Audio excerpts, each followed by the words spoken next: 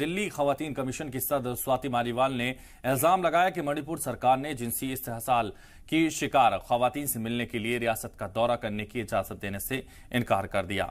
DCW की सदर स्वाति मालीवाल ने कहा कि मैंने मणिपुर सरकार को लिखा है कि मैं राज्य का दौरा करना चाहती हूं और जिनसी इस्तेहसाल के मुतासरीन से मिलना चाहती हूं। मुझे मणिपुर सरकार से एक खत मिला है जिसमें रियासती सरकार की तरफ से मुझे अपना दौरा मुलतवी करने का सुझाव दिया गया है, क्योंकि रियासत में कानून और नस्क की सूरत हाल अच्छी नहीं है।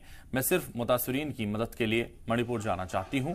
मैं रियासती सरकार से अपील कर रही हूं कि वो मुझे मणिपुर जाने की इजाजत दें और उन राहत कैंपों में मेरे दौरे का इंतजाम करें जहां ये मुतासिर रह रहे हैं। मुझे अपनी विजिट पोस्टपोन करने का उन्होंने सुझाव दिया है क्योंकि वहाँ पे लॉ एंड ऑर्डर प्रॉब्लम है। तो मणिपुर में लॉ एंड ऑर्डर प्रॉब्लम है, इसीलिए तो मैं मणिपुर जाना चाहती हूँ और वहाँ जितनी सेक्सुअल असॉल्ट सर्वाइवर्स हैं उनसे मैं मिलकर उनकी मदद करना चाहती हूँ।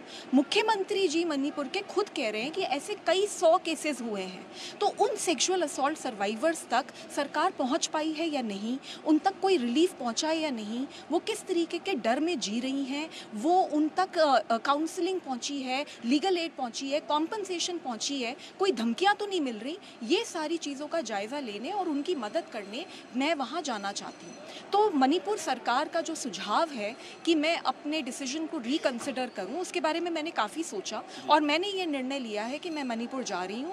मैं मणिपुर मुख्यमंत्री को ये पत्र लिख के बता भी रही हूं और उनसे अपील कर रही हूं कि मुझे रोकने की कोशिश ना की जाए, मेरी मदद की जाए। मणिपुर हैवानियत मामले में कार्रवाई हुई है जिसमें एक और मुलजिम गिरफ्तार हुआ है। बताया जा रहा है कि गिरफ्तार मुलजिम नाबालिग है।